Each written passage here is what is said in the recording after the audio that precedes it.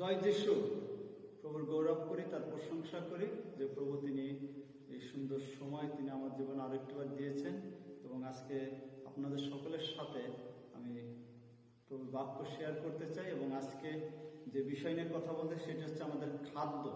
এবং আমরা জানি যে আমাদের দৈহিক জীবনে আমাদের বেঁচে থাকার জন্য খাদ্যের প্রয়োজন রয়েছে এবং অনেকের বিভিন্ন ধরনের সে চিন্তা রয়েছে যে আমরা কি খেতে পারি কি খেতে পারবো না। সেই বিষয় নিয়ে আজকে আলোকপাত করতেছে যে আমাদের দৈহিক জীবনের জন্য যে খাদ্যের প্রয়োজন রয়েছে এবং সেই খাদ্য নিয়ে আজকে কথা বলতে চাই। আমরা যদি বইয়ের ভাষায় বলি বা আসলে খাদ্য কাকে বলে, যেসব আহার্য সামগ্রিক গ্রহণ করিলে জীবদের বৃদ্ধি, পুষ্টি, শক্তি উৎপাদন ও ক্ষয়পূরণ হয় তাকে খাদ্য বলে। এবং আমরা সকলে আমরা কিন্তু পড়েছি যে বিজ্ঞান বই যে আসলে খাদ্য কাকে বলে। এবং যদি আমরা বলি যে আসলে খাদ্যের প্রয়োজনীয়তা, দেহের বৃদ্ধি, শক্তি ও বেঁচে থাকার জন্য প্রতিটি প্রাণীর খাদ্য অপরিহার্য। অতএব মানব দেহকে সুস্থ সবল রাখার জন্য খাদ্য অপরিহার্য। শরীরের যথাযথ বৃদ্ধি সাধন ও শরীরকে সবল রাখার জন্য সঠিক পরিমাণে উপযুক্ত খাবার খাওয়া খুবই জরুরি। কারণ খাদ্য দেহের গঠন, বৃদ্ধি সাধন, ক্ষয়পূরণ, রক্ষণাবেক্ষণ, কর্মশক্তি প্রদান এবং রোগ প্রতিরোধে কাজ করে। অর্থাৎ আমরা সকলে এক কথা আমরা স্বীকার করি বা বিশ্বাস করি যে আসলে আমাদের বেঁচে থাকার জন্য, আমাদের দেহকে সুস্থ সবল রাখার জন্য কিন্তু খাদ্যের কিন্তু প্রয়োজনীয়তা রয়েছে। এবং কোনো প্রাণী কিন্তু সে খাবার না খেয়ে তারা কিন্তু বেঁচে থাকতে পারে না। একজন মানুষ তিনি পানি পান না করে তিনি 3 দিন বাঁচতে পারে, এবং একজন মানুষ তিনি খাবার গ্রহণ না করে 3 সপ্তাহ বাঁচতে পারে। অর্থাৎ যদি আমরা খাবার না খাই, পানি না খাই, তাহলে কিন্তু একটা সময় গিয়ে আমরা কিন্তু মারা যাব। এবং খাবার কিন্তু আমাদের জীবনের জন্য কিন্তু খুবই প্রয়োজনীয়, এবং কোনো প্রাণী খাদ্য ছাড়া কিন্তু বাঁচে না। খাবার খাওয়াই মূলত আমাদের দেহের জন্য। খাবার না খেলে আমাদের দেহ বা শরীর কিন্তু নষ্ট হয়ে যাবে, ধ্বংস হয়ে যায়। এবং এই খাবার আমাদের দেহকে শক্তিশালী করে, দেহকে সুস্থ রাখে এবং দেহের সমস্ত কার্যক্ষমতাকে বৃদ্ধি করে। অর্থাৎ এক কথায় যদি বলি, আমরা খাবার খাই মূলত আমাদের দেহের জন্য। আজকে আমরা বাইবেলের আলোকে আমরা দেখতেছি আসলে আমাদের দেহের প্রয়োজনীয়তা কতটুকু। এবং আমরা যদি বাক্য অনুসারে দেখি, আমাদের দেহের সেই প্রয়োজনীয়তা কিন্তু রয়েছে এবং দেহকে অনেক গুরুত্ব সহকারে বাইবেলে উপস্থাপন করা হয়েছে। যদি আমরা দেহের প্রয়োজনীয়তা সম্পর্কে বলি, প্রথম যে বিষয়, এই দেহ স্বয়ং ঈশ্বর তিনি সৃষ্টি করেছেন এবং এই দেহের মধ্যে তিনি সেই আত্মা তিনি প্রতিস্থাপন করেছেন। আমরা প্রথম নরনারীর সৃষ্টি সে বিবরণ আমরা দেখি, যদি আদি পুস্তকে 1 অধ্যায় আমরা 1 পদে সেখানে লেখা আছে, আদিতে ঈশ্বর আকাশ মণ্ডল পৃথিবী সৃষ্টি করলেন। এবং আমরা 26-27 পদ সকলে জানি যে ঈশ্বর তিনি তার পরিকল্পনায়, তার প্রতিমূর্তিতে তিনি সেই মানুষ তিনি সৃষ্টি করলেন। এবং এই মানুষকে তিনি সৃষ্টি করে তিনি কিন্তু তাদের সেই খাদ্যের তিনি সেই যোগান তিনি দিয়েছিলেন। এবং আদম হাওয়াকে সে এদেন বাগানে তিনি রেখেছিলেন, যেখানে তারা সেই তাদের দেহকে তারা সজীব রাখার জন্য, দেহকে বাঁচিয়ে রাখার জন্য, তার জন্য সে খাবার খেতে পারে। এই দেহের সে গুরুত্ব আমরা দেখতে পাই বাইবেলে, যে স্বয়ং ঈশ্বর তিনি এই দেহকে তিনি সৃষ্টি করেছেন। দ্বিতীয় যে প্রয়োজনীয়তা আমরা দেহের, সেটি বাক্য অনুসারে যদি দেখি, সে 1 করিন্থীয় 6 অধ্যায় 20 পদ সেখানে লেখা রয়েছে, যেন দেহের মধ্য দিয়ে যেন আমরা ঈশ্বরের গৌরব করি, আমরা যেন তার প্রশংসা করি, তার আরাধনা করি, তার সাক্ষ্য যেন বহন করি। অর্থাৎ দেহকে কিন্তু বাইবেলে মহা গুরুত্বপূর্ণ হিসেবে এখানে তুলে ধরা হয়েছে, যেন আমরা আমাদের দেহের মধ্যে দিয়ে যেন আমরা ঈশ্বরের গৌরব করি, তার প্রশংসা করি। এবং আমরা নতুন নিয়মে, পুরাতন নিয়মে প্রত্যেকটা জায়গায় আমরা দেখেছি যেন আমরা আমাদের প্রতিবেশীদেরকে যেন আমরা ভালোবাসি। যদি আমার শরীর ভালো থাকে, সুস্থ থাকে, তাহলে কিন্তু আমি আমার প্রতিবেশীকে আমি সে ভালোবাসতে পারবো। চতুর্থ যে বিষয়, আমার এই দেহ খ্রিস্টের অঙ্গ। যদি আমরা 1 করিন্থীয় তার 12 অধ্যায় 12 থেকে 31 পদ দেখি, সেখানে লেখা আছে খ্রিস্ট তিনি আমাদের দেহের মস্তক এবং আমরা প্রত্যেকে তার অঙ্গ প্রত্যঙ্গ। অর্থাৎ আমরা খ্রিস্টের সেই দেহের সেই অঙ্গ। তাহলে কতটা গুরুত্বপূর্ণ আমাদের দেহ, যে আমরা সেই খ্রিস্টের দেহের সেই অঙ্গ প্রত্যঙ্গ।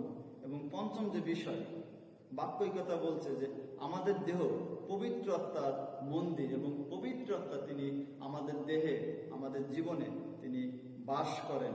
যেভাবে আমরা মন্দির পরিষ্কার রাখি, পবিত্র রাখি, মন্দির রক্ষণাবেক্ষণ করি, ঠিক একইভাবে আমাদের দেহের যত্ন আমাদের নিতে হবে, যেন এই দেহরূপ মন্দির যেন ধ্বংস 6 অধ্যায় যদি আমরা 19 পদ এবং যদি 3 অধ্যায় 16 পদ দেখি, সেখানে পরিষ্কারভাবে বলা হয়েছে যে তোমরা কি জানো না তোমাদের দেহ পবিত্রতার মন্দির। অর্থাৎ আমাদের এই মানসিক যে দেহ, এই দেহকে কিন্তু বাইবেলে খুবই গুরুত্ব আকারে এখানে তুলে ধরা হয়েছে। ষষ্ঠ যে বিষয়, আমাদের দেহকে বলেছে যে তোমরা ঈশ্বরের সহকার্যকর, ঈশ্বরের ক্ষেত্র, ঈশ্বরের গাঁথনি। যদি আমরা 1 কোরিন্থীয় 3 অধ্যায় 9 পদ এবং ইফিসীয় 2 অধ্যায় 21 থেকে 22 পদ যদি আমরা দেখি, সেখানে এভাবে বলা হয়েছে যে তোমরা ঈশ্বরের সহকার্যকারী, ঈশ্বরের ক্ষেত্র, ঈশ্বরের গাঁথনি। যদি আমরাই না থাকি, তাহলে আমাদের দেহ যদি না থাকে, তাহলে কিভাবে আমরা ঈশ্বরের সহকার্যকারী হতে পারি, কিভাবে আমরা তার গাঁথনি হতে পারি, কিভাবে আমরা তার ক্ষেত্র হতে পারে। এই জন্য পুরো বাইবেলে আমরা দেখতে পাই যে আমাদের দেহ অনেক গুরুত্ব আমরা কিন্তু বাইবেলের আলোকে দেখতে পাই। আর এই জন্য আমাদের এই দেহকে আমাদের কিন্তু সুস্থ রাখার জন্য, ভালো রাখার জন্য আমাদের অবশ্যই কিন্তু সে খাবারের বা খাদ্যের কিন্তু প্রয়োজন রয়েছে। এবং যদি আমরা বাইবেলের আলোকে যদি আমরা দেখি, যদি বলি যে আসলে অনেকের বিভিন্ন প্রশ্ন রয়েছে যে কোন জিনিস খাওয়া যাবে বা কোনটা খাওয়া যাবে না। আর যদি আমরা পুরাতন নিয়মে, আমরা জানি সকলে আমাদের বাইবেল দুইটা খণ্ডে বিভক্ত, পুরাতন নিয়ম এবং নতুন নিয়ম। আমরা পুরাতন নিয়মে যদি আমরা খাবার সম্পর্কে যদি আমরা একটু দেখি, যদি প্রথমে আদি পুস্তক 1 অধ্যায় 29 পদ দেখি, সেখানে লেখা আছে, ঈশ্বর আরো কহিলেন, দেখো আমি সমস্ত ভূতলে স্থিত যাবতীয় বীজোৎপাদক, ঔষধি ও যাবতীয় সজীব ফলদায়ী বৃক্ষ তোমাদিগকে দিলাম, তা তোমাদের খাদ্য হইবে। অর্থাৎ ঈশ্বর তিনি নিজেও তিনি কিন্তু জানতেন যে আসলে, কেননা তিনি আমাদের সৃষ্টিকর্তা, তিনি আমাদের আদি পিতামাতা আদম হাওয়াকে তিনি সৃষ্টি করেছেন এবং তাদের সে খাদ্যের প্রয়োজন হবে। সেই জন্য আমরা এখানে দেখতে পাই আদি পুস্তক 1 অধ্যায় 29 পদ যে তিনি তাদেরকে সে খাদ্য স্বরূপ সেই সমস্ত সেই বীজোৎপাদক ঔষধ এবং যাবতীয় সে সজীব ফলদায়ী বৃক্ষ তিনি তাদের খাদ্য হিসেবে দিলেন। এবং আমরা জানি যখন সে আমাদের আদি পিতামাতা, সে মানব জাতি তারা পাপ করলো, তারপরে গিয়ে তাদের সেই খাদ্যের তালিকায় কিন্তু আরো বেশ কিছু সেই যুক্ত হলো। যদি আমরা আদি পুস্তক 9 অধ্যায় যে 3 থেকে 4 পদ দেখি, সেখানে এই কথা লেখা আছে, প্রত্যেক গমনশীল প্রাণী তোমাদের খাদ্য হইবে, আমি হরিণ ঔষধির ন্যায় সে সকল তোমাদিগকে দিলাম, কিন্তু সপ্রাণ অর্থাৎ স্বরক্ত মাংস ভোজন করিও না। আমরা আদি পুস্তক 9 অধ্যায় 3 থেকে 4 পদে দেখতে পাই। আমরা প্রথমে দেখি যে সমস্ত সেই ফলমূল এবং শাকসবজি আমাদের খাদ্য স্বরূপ ছিল, এবং যখন মানুষ পাপ করলো, তারপরে গিয়ে কিন্তু সেই গমনশীল প্রাণী কিন্তু আমাদের সেই খাদ্য তালিকায় কিন্তু চলে আসলো। এবং পরবর্তীতে আমরা মসির মধ্যে দিয়ে যে ব্যবস্থা দেওয়া হয়, এবং সেই ব্যবস্থায় আমরা অনেক নিয়ম কানুন আমরা দেখতে পাই, এবং সেই নিয়ম কানুন আমাদের খাদ্যেরও সেই নিয়ম কানুন ছিল। যদি আমরা লেবীয় তার 11 অধ্যায় যদি আমরা দেখি, সেখানে আসলে কি খাওয়া যাবে কি খাওয়া যাবে না, এটি পুরাতন নিয়মে সেই ব্যবস্থা অনুসারে সেখানে বেশ কিছু তালিকা রয়েছে। কিন্তু এখন আমরা বর্তমান সময়ে আমরা এখন কিন্তু আর ব্যবস্থার অধীনে নাই, কেননা খ্রিস্ট তিনি তার মধ্যে দিয়ে আমরা ব্যবস্থার অধীন থেকে মুক্ত হয়েছি। যদি আমরা গালাতীয় 2 অধ্যায় 21 পদ দেখি, সেখানে বলা আছে যদি ব্যবস্থা আমাদেরকে ধার্মিক গণিত করে বা ব্যবস্থায় যদি আমাদের সঠিক পথে নিয়ে যায়, তাহলে খ্রিস্ট বৃথায় মরলেন। খ্রিস্ট তিনি মরলেন যেন ব্যবস্থার অধীন থেকে আমরা মুক্ত হতে পারি, এবং খ্রিস্ট তিনি আমাদেরকে নতুন সেই ব্যবস্থা তার মধ্যে দিয়ে সে পরিপূর্ণতা পেয়েছে। এবং তিনি সমস্ত খাবারকে তিনি কিভাবে তিনি সেই বৈধতা দিয়েছেন, সেটি আমরা বাক্যের আলোকে আমরা একটু দেখতেছি। যদি আমরা মার্ক লিখিত সুসমাচার 7 অধ্যায় 19 থেকে 20 পদ যদি আমরা একটু পাঠ করি, সেখানে এই কথা লেখা আছে, তিনি তাহাদিগকে কহিলেন, তোমরা কি এমন অবোধ, তোমরা কি বুঝো না যে যাহা কিছু বাহির হইতে মনুষ্যদের ভিতরে যায়, তাহা তাহাকে অসুচি করিতে পারে না, তাহা তো তাহার হৃদয়ে প্রবেশ করে না, কিন্তু উদরে প্রবেশ করে এবং বহিস্থানে গিয়া পড়ে। এ কথায় তিনি সমস্ত খাদ্যদ্রব্যকে সূচি বলিলেন। আমরা মার্ক লিখিত সুসমাচার 7 অধ্যায় 19 থেকে 20 পদে এ কথা দেখতে পাই। যিশু তিনি সমস্ত খাদ্যকে তিনি সূচি বলে তিনি ঘোষণা করলেন। অর্থাৎ সব খাবার আমরা খেতে পারি, খাবার আমাদের অসুচি বা অপবিত্র করে না। কিন্তু আমি শুরুতেই কিন্তু আপনাদেরকে বলেছি যে খাবার মূলত খাওয়ায় আমাদের দেহের জন্য, আর এই জন্য আমরা এমন খাবার খাবো না যা আমাদের দেহকে নষ্ট করে। যিশু তিনি খাবারকে তিনি বৈধ হিসেবে ঘোষণা করেছেন, তিনি খাবার আমাদের অসুচি করে না, সে কথা যিশু তিনি বলেছেন। কিন্তু আমাদের দেহ একটা বড় গুরুত্ব আমি আপনাদেরকে বাইবেলের আলোকে আমি দেখেছি, এবং এই দেহ পবিত্রতার মন্দির, এবং এই দেহকে আমাদের সুস্থ সঠিকভাবে আমাদের রাখতে হবে, এবং সেজন্য আমরা এমন খাবার খাবো না যা আমাদের দেহকে আমাদের সেই অসুচি করে বা নষ্ট করে বা ধ্বংস করে। যদি আমরা কি কি খাবার বা আমরা খাবো না বা খেতে পারি না সেই বিষয় আমি কয়েকটি পয়েন্ট আমি আপনাদেরকে বলতে চাই। প্রথম যে বিষয় আমি বলতে সেটা হচ্ছে আমি বা আমরা এমন খাবার খাবো না যাতে আমাদের দ্বারা অন্য কেউ কষ্ট পায় এবং আমাদের সুসমাচার প্রচার ব্যাহত হয়। আসুন আমরা একটু বাক্য দেখতে চাই। রোমিও তার 14 অধ্যায় যদি আমরা একটু দেখি 15 থেকে 21 পদ। প্রেরিত পৌল তিনি রোমিওদের কাছে যে পত্র তিনি লিখেছেন আমরা সে জায়গায় দেখতে চাই 14 অধ্যায় আমরা 15 থেকে 21 পদ আমরা একটু পাঠ করতে চাই। এখানে লেখা আছে, বস্তুত তোমার ভ্রাতা যদি তোমার খাদ্য সামগ্রী প্রযুক্ত দুঃখিত হয় তবে তুমি আর প্রেমের নিয়মে চলিতেছ না। যাহার নিমিত্ত খ্রিস্ট মরিলেন তোমার খাদ্য সামগ্রী দ্বারা তাকে নষ্ট করিও না। অতএব তোমাদের যা ভালো তার নিন্দার বিষয় না হোক, কারণ ঈশ্বরের রাজ্য ভোজন পান নয়, কিন্তু ধার্মিকতা, শান্তি এবং পবিত্র আত্মাতে আনন্দ।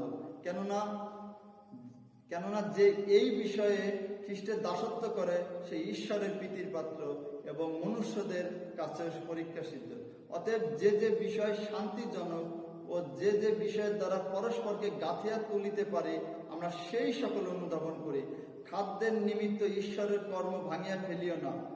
সকল বস্তুই সূচি বটে, কিন্তু যে ব্যক্তির যাহা ভোজন করিলে ব্যাঘাতজনক তাহার পক্ষে তাহা মন্দ। মাংস ভক্ষণ বা দ্রাক্ষারস পান অথবা যাহা কিছুতে তোমার ভ্রাতা ব্যাঘাত কি বিঘ্ন পায় কি দুর্বল হয় এমন কিছুই করা ভালো নয়। এখানে সুস্পষ্টভাবে প্রেরিত পৌল তিনি সে করিন্থ মণ্ডলীর কাছে যে পত্র লিখেছেন সেখানে বলছেন যে আমরা এমন কিছু না করি, এমন কিছু না খাই যা দ্বারা আমাদের দ্বারা অন্যেরা কষ্ট পায় এবং আমাদের সুসমাচার প্রচার ব্যাহত। এখানে পরিষ্কারভাবে প্রেরিত পৌল তিনি বলছেন যে খ্রিস্ট তিনি আমাদের জন্য মরলেন যেন আমরা সেই বেহেশতি জীবন, সেই পরিত্রাণ যেন আমরা পেতে পারি, কিন্তু আমার খাবার দ্বারা যেন আমি সেই পরিচর্যা যেন আমি নষ্ট যেন না করি। আমরা আরেকটি পদ যদি দেখি, প্রথম করিন্থীয় তার 8 অধ্যায় যদি একটু দেখি, 8 অধ্যায় যদি আমি 8 থেকে 13 পদ যদি একটু পাঠ করি। প্রথম করিন্থীয় তার 8 অধ্যায় 8 থেকে 13 পদ এখানে লেখা আছে, কিন্তু খাদ্যদ্রব্য আমাদিগকে ঈশ্বরের কাছে গ্রাহ্য করায় না। ভোজন না করিলে আমাদের ক্ষতি হয় না, ভোজন করিলেও আমাদের বৃদ্ধি হয় না। কিন্তু সাবধান, তোমাদের এই ক্ষমতা যেন কোনো ক্রমে দুর্বলদের ব্যাঘাতজনক না হয়। কারণ তোমার তো জ্ঞান আছে, তোমাকে যদি কেউ দেবালয়ে ভোজনে বসিতে দেখে তবে সে দুর্বল লোক বলিয়া তাহার বিবেক কি প্রতিমার কাছে উচ্ছিষ্ট বলি ভোজন করিতে সাহস পাইবে না? বস্তুত তোমার জ্ঞান দ্বারা সেই ভ্রাতা যাহার নিমিত্ত খ্রিস্ট মরিয়াছেন সেই দুর্বল ব্যক্তি বিনষ্ট হয়। এই রূপে ভাতৃগণের বিরুদ্ধে পাপ করিলে ও তাহাদের দুর্বল বিবেকে আঘাত করিলে তোমরা খ্রিস্টের বিরুদ্ধে পাপ করো। অতএব খাদ্যদ্রব্য যদি তোমার ভ্রাতার বিঘ্ন জন্মায় তবে আমি কখনো মাংস ভোজন করিব না, পাছে আমার ভ্রাতার বিঘ্ন জন্মায়। পরিষ্কারভাবে আমরা এখানে বাক্যে দেখতে পাই প্রেরিত পৌল তিনি যখন আবার সে করিন্থীয় মণ্ডলীর কাছে তিনি সে প্রথম পত্র লেখছেন সেখানে তিনি একই কথা বলছেন যেন আমরা সেই দুর্বলদের জন্য ব্যাঘাত জন্য কেমন কিছু না খাই। এখানে বলা হয়েছে যে আমি মাংস খেলে সেই নতুন বিশ্বাসীরা তারা যদি সেই বিনষ্ট হয়, বিপদে চলে যায়, তাহলে সেই মাংস যেন আমি না খাই। অনেক সময় আমাদের মনে হয় যে এই মাংস আমরা জানি যে খাসির মাংস, মুরগির মাংস, গরুর মাংস, বিভিন্ন ধরনের মাংস আছে। বাইবেল বলে যে যা আমরা খাই তা খেলে আমাদের অসুচি বা অপবিত্র করে না, কিন্তু এটাও পরিষ্কার বলছে যে না, আমি এমন খাবার না খাই যা দ্বারা আমার প্রতিবেশী বা আমার পাশের ভাই বোনেরা তারা সে বিঘ্ন পায়, তারা কষ্ট পায়। বাক্য পরিষ্কার বলছে তোমাদের যা ভালো তা অন্যের নিন্দার বিষয় না হোক। যদি আমরা করিন্থীয় তার 10 অধ্যায় যদি আমরা 23 পদ দেখি সেখানে কথা লেখা আছে, সকলেই বিধেয়, কিন্তু সকলেই যে হিতজনক তাহা নয়। সকলে বিধেয়, কিন্তু সকলেই যে গাঁথিয়া তুলে তাহা নয়। যদি আমরা আরো দুটি পদ দেখি একই অধ্যায়, যদি আমরা 31 এবং 32 পদে, সেখানে লেখা আছে, অতএব তোমরা ভোজন করো কি পান করো কি যাহা কিছু করো সকল ঈশ্বরের গৌরবার্থে করো, কি জিহুদি কি গ্রিক কি ঈশ্বরের মণ্ডলী কারো বিঘ্ন জন্মায় না। পরিষ্কারভাবে এখানে প্রেরিত পৌল তিনি সে করিন্থীয় মণ্ডলীকে বলছেন, এবং একই কথা আজকে আমাদেরকেও বলছেন, যেন আমরা এমন কিছু না খাই যা দ্বারা আমাদের সেই দুর্বল বিশ্বাসীরা তারা বিঘ্ন পায়, বা আমাদের প্রতিবেশী তারা বিঘ্ন পায়, এবং আমাদের সুসমাচার কাজ যেন সেই বিনষ্ট যেন না হয়।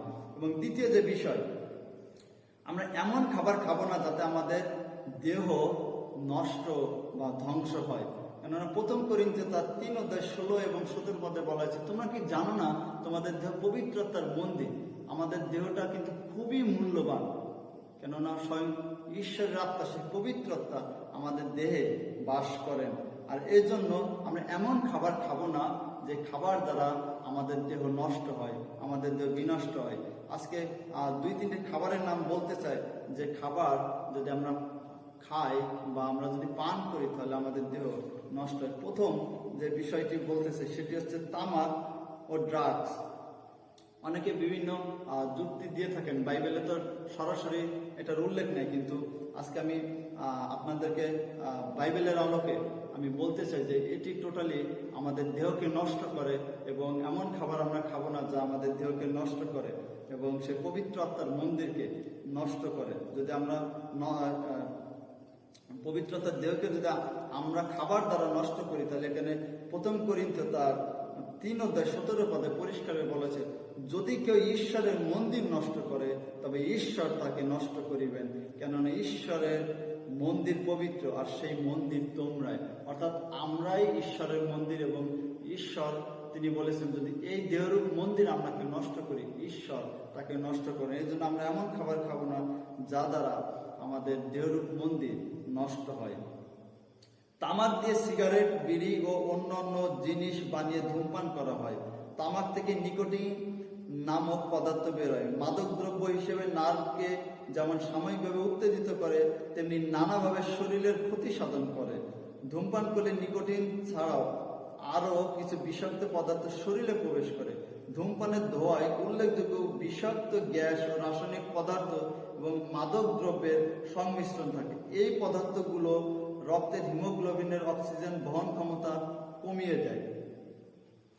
ধূমপায়ীরা অন্যদের থেকে বেশি রোগাক্রান্ত হয়, বিভিন্ন রোগে তারা ভোগে।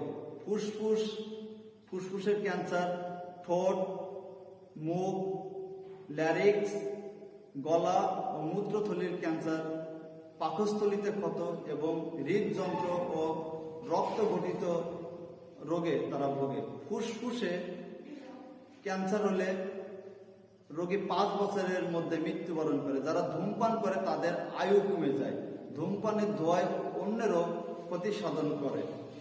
আর এজন্য আমরা যদি ধূমপান করি, তামাক জাতীয় দ্রব্য খাই, তাহলে আমরা দেখতে পাই অটোমেটিক্যালি আমাদের দেহ কিন্তু ক্ষতিগ্রস্ত, এবং আস্তে আস্তে কিন্তু সেই দেহ নষ্ট হয় বা ধ্বংস হয়। এ কথা কিন্তু আমি নিজে বলছি না, কিন্তু যারা বিশেষজ্ঞ, যারা এগুলি নিয়ে গবেষণা করে, এবং সায়েন্স কিন্তু সেই কথা বলে। দ্বিতীয় যে বিষয়টি বলতেছে সেটি হচ্ছে পান। অনেকে মনে করেন যে পান ভালো। হ্যাঁ, পান অবশ্যই ভালো, কিন্তু সেটি আমাদের বুঝতে হবে আসলে পান কিভাবে আমাদের সেই সেবন করা দরকার। পান আমাদের হজম শক্তিতে ও পেট পরিষ্কার করতে সাহায্য করে। তবে আমরা যে প্রক্রিয়ায় পান খাই তাতে পানের উপকারিতা নষ্ট হয়ে যায়। পান পাতা আমাদের শরীরের জন্য ভালো। যদি আমাদের হজম শক্তি বা পেট পরিষ্কার, পেটের কোনো সমস্যা থেকে যদি আমরা পান পাতা, পানের রসটা খাই, সেটা কিন্তু আমাদের শরীরের জন্য ভালো। কিন্তু যে প্রক্রিয়া আমরা পান খাই, সেই প্রক্রিয়ার কারণে পানের যে গুণাগুণ, পানের যে উপকারিতা, সেটি কিন্তু নষ্ট হয়। আমি যদি একটি ছোট উদাহরণ দিই, যদি আমি মাছের একটি উদাহরণ দিই, আমরা আদিম যুগের মানুষেরা তারা সেই মাছ তারা কিন্তু খাওয়া শুরু করে, এবং প্রথম দিকে আমরা জানি হতে পারে যে তারা সেই কাঁচা খেতে পারে বা তারা সেই সিদ্ধ করে খায়, এবং আস্তে আস্তে যখন যুগের উন্নতি হতে থাকে তখন কি হয়, ওই সিদ্ধ করা মাছ তারপরে সেটাকে তারা পুড়িয়ে খেত। এবং যখন আধুনিক সময় আসলো এবং মাছকে অনেকে সেই মাছের ভুনা মাছের ঝোল, মাছ ভাজি, বিভিন্ন প্রক্রিয়ায় মাছ কিন্তু এখনো পর্যন্ত আমরা খাচ্ছি। কিন্তু আদিম যুগের লোকেরা যে মাছ যে প্রক্রিয়ায় খেত এবং এখন বর্তমানেও আমরা যে প্রক্রিয়ার মধ্যে দিয়ে মাছ খাচ্ছি, মাছের কিন্তু সেই গুণাগুণ বা আমাদের শরীরের জন্য যে উপকারিতা সেটি কিন্তু এখনো পর্যন্ত রয়ে গেছে। যার কারণে আমরা মাছ ভাজি যদি খাই, মাছ ভুনা খাই, মাছ ঝোল খাই, মাছের শুটকি খাই, আমাদের শরীরের জন্য সেটি মাছের যে গুণাগুণ, মাছের যে উপকারিতা সেটি কিন্তু আমাদের এখনো রয়ে গেছে ওই আদিম যুগ থেকে এখনো পর্যন্ত। যার কারণে কিন্তু আমরা এখনো সেই মাছ আমরা কিন্তু খাচ্ছি এবং সেটা আমাদের শরীরের জন্য সেটি উপকার হচ্ছে। কিন্তু পান যে প্রক্রিয়া আমরা খাই, পান যদি আমরা পানের সেই পান পাতার সেই রস যদি খাই তাহলে আমাদের হজম শক্তিতে অবশ্যই সেটি ভালো। কিন্তু যে প্রক্রিয়ার মধ্যে দিয়ে আমরা পান খাই সেটি আমাদের শরীরের জন্য সেটি কখনোই উপকারী নয়। খাওয়ার পরে পান খাওয়া উচিত যদি আপনার হজম শক্তি হজমের জন্য যদি প্রয়োজন হয় তাহলে আপনি অবশ্যই খেতে পারেন, কিন্তু সেটি শুধু পানের সঙ্গে যখন আমরা জর্দা মিশিয়ে খাই তখন পানের সমস্ত গুণাগুণ কিন্তু নষ্ট হয়ে যায়। তখন ওই হজম শক্তিতে কিন্তু হজম শক্তির জন্য যেটি আমরা খাই তখন কিন্তু সেটি থাকে না, কিন্তু সেটি তখন আমাদের আরো বিপরীতমুখী প্রতিক্রিয়া কিন্তু সৃষ্টি হয়। পানের সঙ্গে যখন আমরা জর্দা মিশিয়ে খাই তখন পানের যে ভালো গুণ বা উপকারিতা রয়েছে সেটি কিন্তু নষ্ট হয়ে যায়। এবং যারা বেশি পান খায় তাদের মুখ এবং চোখে কিন্তু রোগ হয়। এবং অনেকেই আমরা যখন পান সুপারি খাই একসাথে তখন কি হয়, তখন অনেকে খুবই একটু গরম হয়ে যায় এবং অনেকের মাথা ঘুরতে থাকে। এবং পানের সাথে চুন এবং সুপারির যখন মিশ্রণ হয় তখন কিন্তু একটা মেডিসিন জাতীয় দ্রব্য সেটা কিন্তু পরিণত হয়। পানের সঙ্গে বেশি খয়ের খেলে ফুসফুসে কিন্তু ইনফেকশন হয়। পানে বেশি মাত্রায় চুন খেলে দাঁতের ক্ষতি হয়। এবং ডক্টরের মধ্যে যাদের জ্বর এবং দাঁতের সময় রয়েছে তাদের পান খেতে পরিষ্কারভাবে নিষেধ করা কিন্তু হয়েছে।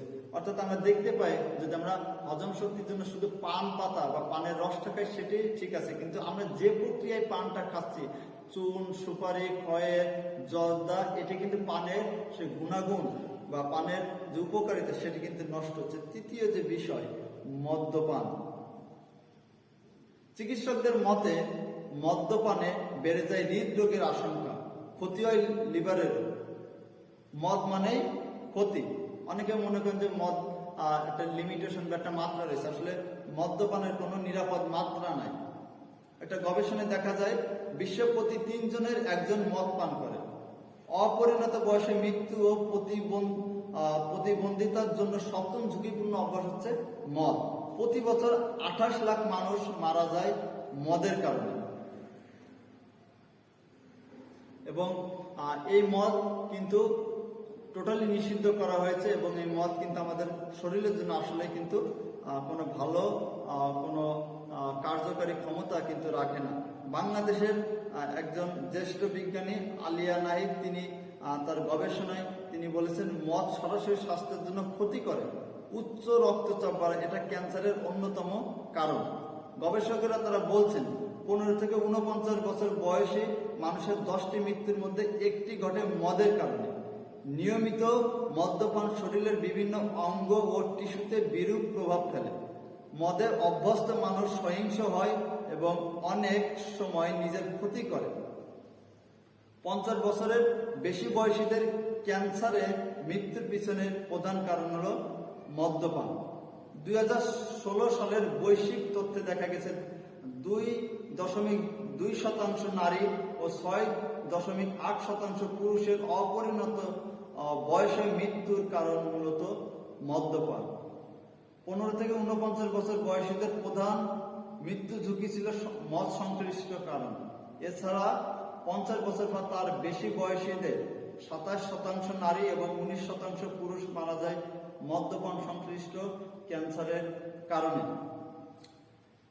আমরা খাবার খাই আমাদের শরীরের বা দেহের প্রয়োজনে, আর নেশাজাতীয় দ্রব্য কিন্তু আমাদের সেই আমরা প্রয়োজনে খাই না, কিন্তু আমাদের সে আসক্তির কারণে আমরা খেয়ে থাকি। আর এর জন্য যে সমস্ত খাবার আমাদের দেহকে নষ্ট করে সে সমস্ত খাবার কিন্তু আমরা কোনোভাবে আমরা খেতে পারি না। যদি আমরা সেই খাবারের মধ্যে দিয়ে সেই দেহরূপ মন্দির যদি আমরা ধ্বংস করি, নষ্ট করি, তাহলে কিন্তু বাক্য বলছে তাহলে ঈশ্বর তিনি আমাদের নষ্ট করবেন। আমরা সকলে ডায়াবেটিক্স রোগ সম্পর্কে জানি এবং একজন ডায়াবেটিক্স রোগীর জন্য বিশেষ করে শর্করা জাতীয় খাবার কিন্তু খুবই ক্ষতিকর। আমরা জানি যে মিষ্টি খাওয়া, মাটির নিচের জিনিস খাওয়া বা ভাত খাওয়া, এটি কিন্তু তাদের জন্য সীমিত পরিমাণে করা বা তারা যতটা অ্যাভয়েড করে পারে, এটা কিন্তু সেই চিকিৎসা বিজ্ঞান সেই কথা বলছে। কিন্তু যে একজন ডায়াবেটিক্স রোগী তিনি যদি প্রতিনিয়ত মিষ্টি খান এবং সে শর্করা জাতীয় খাবার তারা বেশি খায়, তাহলে কি হবে? তাহলে কিন্তু অবশ্যই তার সে দেহকে সে নিজেই কিন্তু নষ্ট করবে। আমরা যদি একটু বাক্য যদি একটু দেখি, প্রথম পিতর তার যদি 4 অধ্যায় আমরা একটু দেখতে চাই, একটু আমরা দেখি প্রথম পিতর তার 4 অধ্যায় আমরা 2 থেকে একটু 5 পদ পাঠ করতে চাই। প্রথম পিতর তার 4 অধ্যায় 2 থেকে 5 পদ, এখানে লেখা আছে, যেন আর মনুষ্যদের অভিলাষ নয় কিন্তু ঈশ্বরের ইচ্ছায় মাংসবাসের অবশিষ্ট কাল যাপন করো, কেননা পরজাতীয়দের বাসনা সাধন করিয়া লম্পটতা, সুখাবিলাস, মদ্যপান, রঙ্গরস, পানার্থক সভা ও ঘৃণাহ প্রতিমা পূজা রূপ পথে চলিয়া যে কাল অতীত হইয়াছে তাহাই যথেষ্ট। এই বিষয়ে তোমরা উহাদের সঙ্গে একই নষ্টামীর পঙ্কের দিকে ধাবমান হইতেছ না দেখিয়া তাহারা আশ্চর্য জ্ঞান করিয়া নিন্দা করে, কিন্তু যিনি জীবিত ও মৃত সকলের বিচার করিতে উদ্যত তাহারই কাছে উহাদিগকে নিকাশ দিতে হইবে। কেন পরিষ্কারভাবে বলা হয়েছে যে এখন আমরা যারা খ্রিস্টে চলছি, যারা আমরা বিশ্বাসী আছি, আমরা এখন আর সেই রঙ্গরস, সেই মদ্যপান, সেই খাবার দাবার নিয়ে আমরা সেই আর ব্যতিব্যস্ত না বা সেই নষ্টামিতে নাই, যার কারণে এখন লোকেরা তারা আমাদের নিয়ে নিন্দা করছে। কিন্তু আজকে যদি আমরা যদি সেই রঙ্গরস মত্ততায় যদি থাকি, তাহলে এখানে কিন্তু খ্রিস্টের কোনো গৌরব হচ্ছে না এবং আমরা আমাদের দেহকে কিন্তু আমরা নষ্ট করছি। এবং যদি আমরা হিতোপদেশ যদি 23 অধ্যায় 20 এবং 21 পদ দেখি, সেখানে এই কথা লেখা আছে, মদ্যপায়ীদের সঙ্গী হইও না। পরিষ্কারভাবে জ্ঞানী সলোমন তিনি বলছেন যে মদ্যপায়ীদের সঙ্গী হইও না, পেটুক মাংসভোজীদের সঙ্গী হইও না, কারণ মদ্যপায়ী ও পেটুকদের দৈন্যদশা ঘটে এবং ডুলু ভাব মানুষকে ন্যাকড়া পড়ায়। পরিষ্কারভাবে জ্ঞানী সলোমন তিনি বলছেন যারা সেই পেটুক, যারা সেই খাবার দাবার নিয়ে বেশি ব্যস্ত এবং যারা মদ্যপায়ী, তাদের সঙ্গী যেন আমরা না হয় এবং তাদের দৈন্যদশা ঘটবে এবং তারা বিপদগ্রস্ত হবে। এবং যারা এই খাবার নিয়ে বেশি চিন্তিত, বেশি ব্যতিব্যস্ত, অবশ্য আমাদের শরীরের জন্য যতটুকু প্রয়োজন সেই খাবার আমরা খাবো, কিন্তু যা আমাদের শরীরকে নষ্ট করে, যা আমাদের শরীরের জন্য সে ব্যাঘাতজনক, যা আমাদের পরিচর্যার জন্য ব্যাঘাতজনক, সেই ধরনের খাবার কিন্তু আমরা কোনোভাবে আমরা কিন্তু খেতে পারি না। আমি অলরেডি আপনাদেরকে বলেছি যে পান যে প্রক্রিয়ায় খায় তা আমাদের শরীরের জন্য ক্ষতিকর, আর এর জন্য আমি আজকে বলতে চাই যে পান খাওয়া আমাদের উচিত নয়। যদি আমরা ওই প্রক্রিয়ায় পান খাই, তাহলে আমরা আমাদের দেহকে আমরা ক্ষতিগ্রস্ত করি, দেহকে আমরা নষ্ট করি। আর ঈশ্বরের বাক্য সেই কথা বলছে, 1 কোরিন্থীয় 3 অধ্যায় সেই 17 পদ, আর সেখানে লেখা আছে যে যদি কেউ আমার মন্দির নষ্ট করে, তাহলে আমিও তাকে নষ্ট করব। তামাক জাতীয় দ্রব্য আমাদের শরীরের জন্য ক্ষতিকর, শরীরের বিভিন্ন ধরনের রোগের সৃষ্টি করে, যা শুরুর দিকে আমি আপনাদেরকে বলেছি। তামাক জাতীয় দ্রব্যের গায়ে বিভিন্ন সতর্কবার্তা আমরা দেখতে পাই। যদি আমরা সিগারেটের সেই প্যাকেটগুলি দেখি, সেখানে আমরা প্রথম দিকে দেখেছি সংবিধিবদ্ধ সতর্কীকরণ, ধূমপান স্বাস্থ্যের জন্য ক্ষতিকর। তারপরে আমরা দেখেছি সংবিধিবদ্ধ সতর্কীকরণ, ধূমপান ক্যান্সারের কারণ। আর বর্তমানে আমরা দেখছি সংবিধিবদ্ধ সতর্কীকরণ, ধূমপান মৃত্যু ঘটায়। এটা কিন্তু পরিষ্কারভাবে কিন্তু সেই সিগারেটের প্যাকেটও আমরা দেখতে পাই যে ধূমপান আমাদের সেই মৃত্যুর কারণ। তাহলে কেন আমরা ধূমপান করব? এবং ধূমপান যদি আমরা করি, তাহলে কিন্তু আমাদের শরীরকে আমরা নিজেরাই কিন্তু আমরা নষ্ট করছি। এবং বর্তমানে আমরা যদি দেখি বাংলাদেশে সে আইনেও কিন্তু সে ধূমপান, সে প্রকাশ্যে ধূমপান কিন্তু দণ্ডনীয় অপরাধ। এবং আমরা কয়েকটি শুধু সে মদ্যপান, ধূমপান এবং পানের কথা বলেছি। এছাড়া আমরা জানি যে গাঁজা, ফেন্সিডিল ইত্যাদি আরো নেশাজাতীয় দ্রব্য রয়েছে, যেগুলি আমাদের সরকারিভাবে নিষিদ্ধ। কেননা এগুলি যখনই আমরা খাবো, তখন আমরা সেই বিকারগ্রস্ত হয়ে পড়বো, আমরা সেই মাতলামি, মত্ততায়, সেই সহিংসতায়, নষ্টামিতে আমরা যাবো। এটা আমাদের দেহের জন্য, আমাদের সমাজের জন্য, আমাদের জাতির জন্য, আমাদের পরিবারের জন্য প্রত্যেকটা ক্ষেত্রে এটি কিন্তু ক্ষতির কারণ। আমরা খাদ্য খাই ক্ষুধা নিবারণের জন্য ও শরীরের বৃদ্ধির জন্য, কিন্তু এই নেশা জাতীয় দ্রব্য যখন আমরা খাই তখন কি হয়, আমাদের শরীর কিন্তু সুস্থ সবল হয় না, বরং দিন দিন আরো আমাদের শরীর ক্ষতির সম্মুখীন হয় এবং একটা সময় গিয়ে বিভিন্ন রোগ কিন্তু শরীরে বৃদ্ধি পায় এবং যার কারণে একটা সময় আমাদের অপ্রাপ্ত বয়স্কে আমাদের কিন্তু সেই মৃত্যু কিন্তু হয়। এবং আমরা আমাদের খাদ্য তালিকায় যদি আমরা একটু দেখি, আমাদের খাদ্য তালিকায় কি থাকে, বিভিন্ন ফলমূল থাকে, বিভিন্ন মাছ মাংস ডিম থাকে, এই জাতীয় আমাদের খাদ্য তালিকায় থাকে। যখন আপনি ডক্টরের কাছে যান, তখন যদি আপনি অসুস্থ হন, তখন ডক্টর আপনাকে কি বলে, একটু ডিম খাবেন, দুধ খাবেন, একটু ফলমূল খাবেন, এই জাতীয় খাবারের কথা বলে। ডক্টর কিন্তু কখনো বলে না যে তুমি বিড়ি খাবে, তুমি সিগারেট খাবে, মদ খাবে। এগুলি কিন্তু টোটালি আসলে খাদ্য তালিকায় পড়ে না, এগুলি কোনো খাদ্যের ভিতরেই পড়ে না। এই খাবারগুলি আমাদের দেহকে ক্ষতিগ্রস্ত করে, নষ্ট করে। এই জন্য কখনোই দেখবেন কোথাও কেউ এই বিষয়ে সাজেস্ট করে না।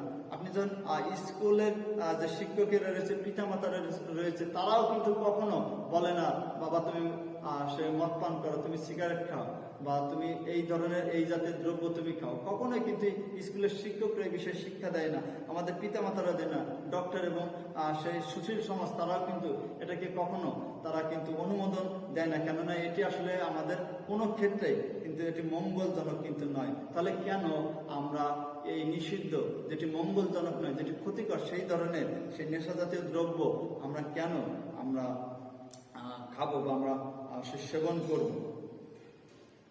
খাবার আগে আমরা যারা বিশ্বাসী রয়েছে, খ্রিস্ট বিশ্বাসী রয়েছে, আমরা খাবার আগে কিন্তু প্রার্থনা করি। যখন আমরা ভাত খাই বা কোনো খাবার খাই, আমরা কিন্তু প্রার্থনা করি। কিন্তু আপনি যখন নেশা জাতীয় দ্রব্য খান, তখন কি আপনি প্রার্থনা করেন? প্রশ্নই আসে না।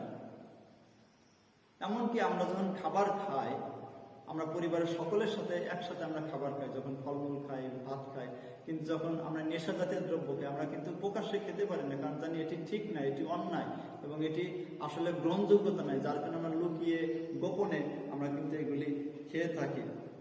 এবং আপনি যখন নেশা জাতীয় দ্রব্য আপনি খাচ্ছেন, তখন কিন্তু কোনোভাবে আপনার শরীরে ঈশ্বরের উপস্থিতি কিন্তু থাকে না। কিন্তু যখন আমরা স্বাভাবিক খাবার খাই, তখন কিন্তু অবশ্যই আমরা সে আমাদের সৃষ্টিকর্তার উপস্থিতি আমাদের জীবনে দেখতে পাই। নেশা জাতীয় দ্রব্য যখন আমরা খাই বা সেবন করি, তখন কেন আমাদের জীবনে সেই ঈশ্বরের উপস্থিতি থাকে না? কারণ তখন তো আমি নিজেই নিজের মধ্যে আমি থাকি না, আমার নিজের জীবনে তখন তো আমারই উপস্থিতি থাকে না। তখন ওই নেশার যে প্রভাব, সেই প্রভাবে কিন্তু আমি পরিচালিত হই। অনেক সময় আমি মাতলামি করি, অনেক সময় আমরা গালিগালাজ করি, অনেক সময় আমরা বিভিন্ন বিশৃঙ্খলা তৈরি করি, এবং এটি ওই নেশা জাতীয় দ্রব্যের প্রভাবে কিন্তু আমাদের শরীরে কিন্তু এই ধরনের সে কার্যক্রম হয়ে থাকে। যার কারণে কিন্তু যখন আমরা নেশা জাতীয় দ্রব্য খাই, তখন কিন্তু প্রভুর উপস্থিতি আমরা আমাদের জীবনে আমরা দেখতে পাই না।